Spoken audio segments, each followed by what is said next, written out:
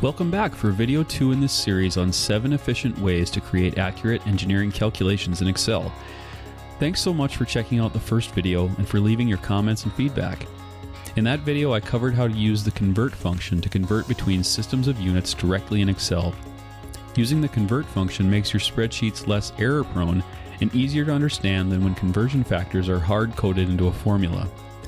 I also showed you how to create named cells both individually and in a batch process, as well as how to update formulas containing cell references to use assigned names. Using named cells instead of cell references makes formulas much more readable and, in turn, easier to verify. I also talked to you about how Excel is really the best all-around tool engineers can use for performing calculations and analyzing data, and that by mastering advanced Excel techniques, you'll be able to perform your engineering work more efficiently and accurately, which will make you extremely valuable at work. Using these same techniques and many more that I've picked up over the last decade and more in engineering, I've been able to leverage Excel's capabilities to proficiently analyze hundreds of thousands of lines of data and create calculation tools in Excel that are precise and save hundreds of hours and thousands of dollars every year. I've even been awarded at an international technical conference for a model I built in Excel. And I've put together this 3-part video series to help you work more efficiently and accurately in Excel also. Here in video 2, I'll show you how to perform advanced lookups for engineering calculations. So let's get into it. The lookup table that we're going to build will allow us to look up air properties by temperature and also do the opposite, to look up temperature based on properties. Now, you may never have a need to look up temperature of air based on a known property of air, but it's a nice little example that we'll use in this quick demonstration here. Now, before we build the lookup table, we have to have some data that we're going to import, and for that, we're going to pull some data from the internet. I've already found that data. I went out to the good old engineeringtoolbox.com and I found a table of air properties based on temperature. So we've got all those properties here. Temperature is in the far left column. We've got specific heat, ratio specific heats, dynamic viscosity, thermal conductivity, and so on. And so what we want to do is use Power Query to pull this data into Excel. So to do that, the first thing I need to do is copy the URL right here. And I've included a link to this page down below this video on the page so that you can go there and get the URL yourself. So I'm just going to use Control-C to copy that out of here. And now I can minimize the web browser. I don't need to use the web browser anymore. And we're going to create a query in Excel using Power Query. And to do that, we're going to go to the Data tab. We're going to select New Query from Other Sources, and then from Web.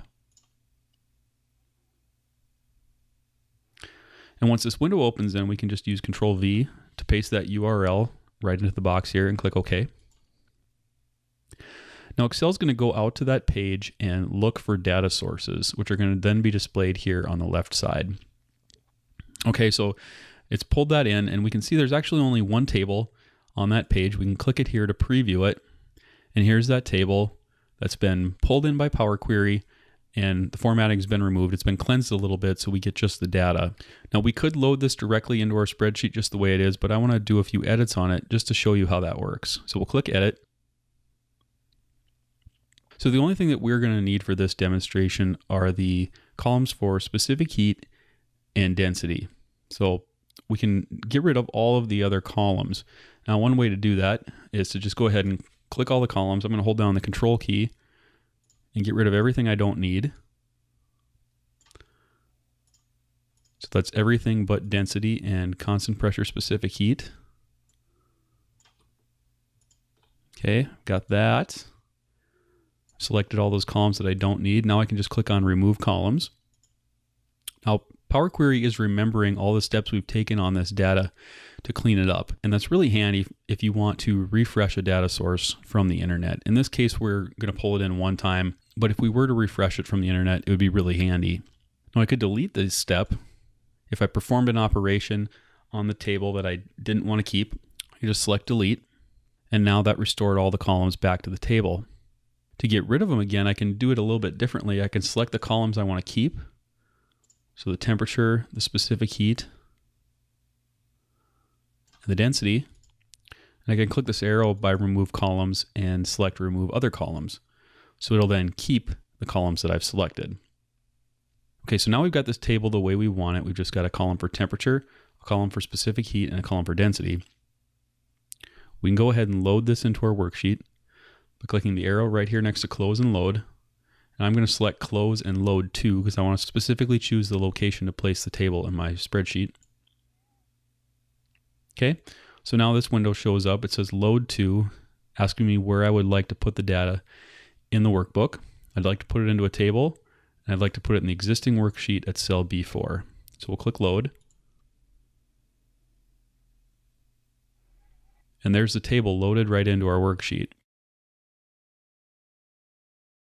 So this table, if you'll notice, has also been given the name table 0. We can see that over here in the query window. We can also see it if we select all of the data in the table. Table 0 is showing up in the name box. So that's a name that we can reference later on in our calculations when we want to do lookups with this table. If we want to refer to the whole table, we can just use the name table 0. But I'd also like to create some names for the individual columns within the table itself just to make them a little bit easier to work with.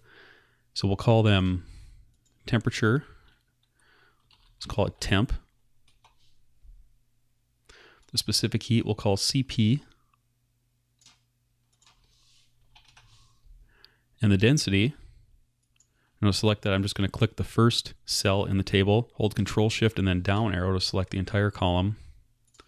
We'll call that row, the Greek letter. Okay, we don't need to see this workbook query anymore, so we'll go ahead and close that out. And the first thing we're going to do is look up density as a function of temperature. We'll use the VLOOKUP function, which is a function you're probably already familiar with, and we'll use it to look up this data. And by doing so, we'll talk about some of its limitations and why it's not useful for advanced lookup functionality and how we can do better. So the first thing I'm going to do is enter in a temperature that we want to look up, 525 Kelvin. And then in the cell below that, I'm going to type in the function name, VLOOKUP. And of course, the first thing we need to select is the lookup value, 525. And then we can type in the name of the table as the argument for the table array. That was table _ 0.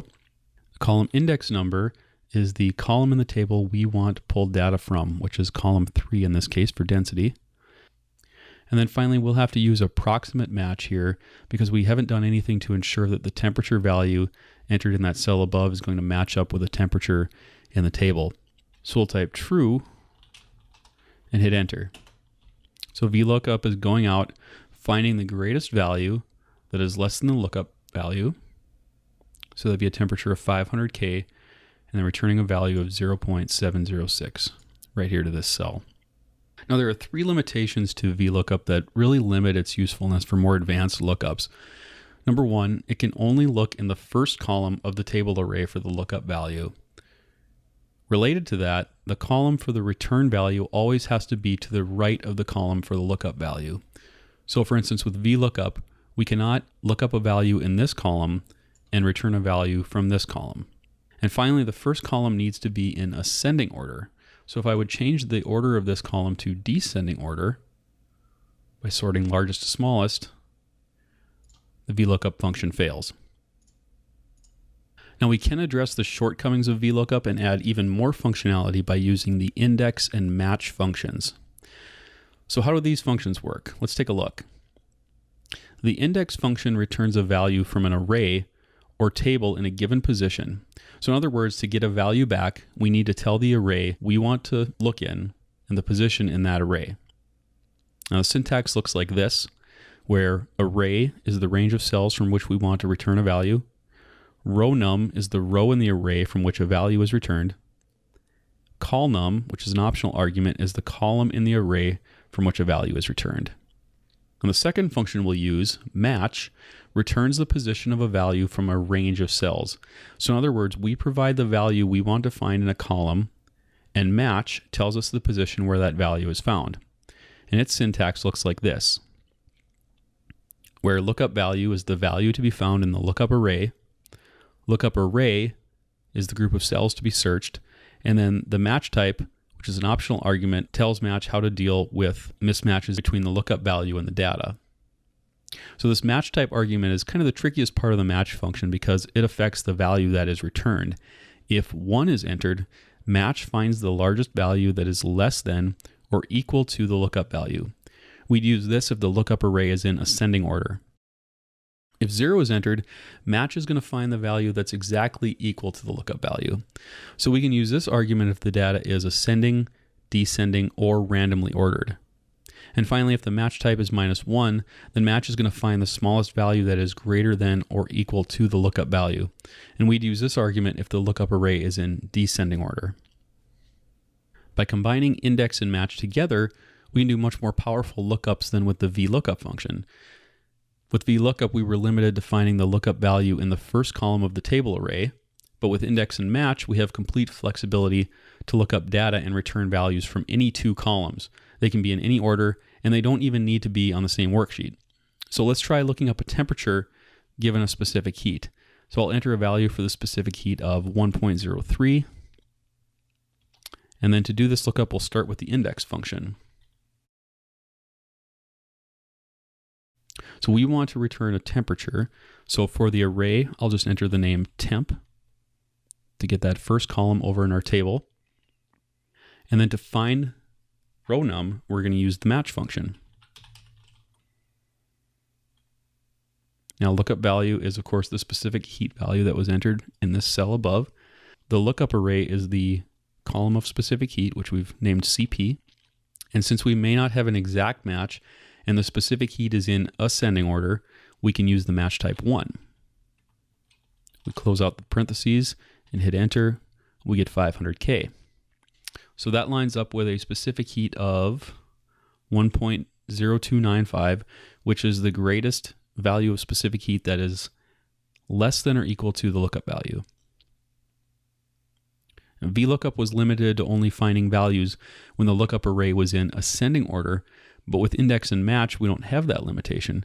So we could look up temperature as a function of density. And as you can see, the density here is in descending order. So I'll enter a density of 0.6 and then create the lookup function here. And we want to return a temperature again. So temp is the array we're going to look in. And for the row num, we'll use match to look up this value in the array named row. And this time, since row, or the density is in descending order, we'll use a match type argument of -1. And add our closing parentheses and hit enter. Now when the match type is -1, match is going to find the smallest value that is greater than or equal to this lookup value. So that is 0.6418. which corresponds to a temperature of 550 Kelvin, and that's what's been returned right here. Now say instead we want to get the largest value that is less than or equal to the lookup value, we can also modify that formula. So because the density is in descending order here, I can go into the formula and I can add 1 to the value returned by match.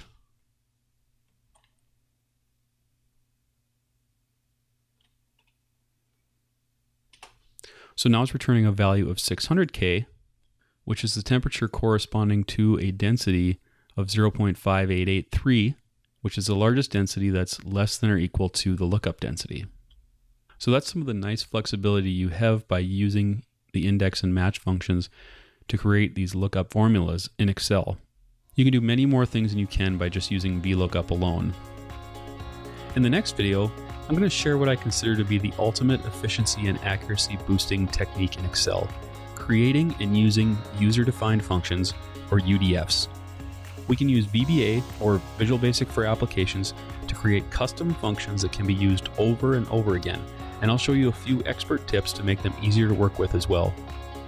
That's it for this video. Leave a comment below if you have any questions, and tell me how you use lookup functions in your engineering calculations. Thanks again for watching. See you in the next video.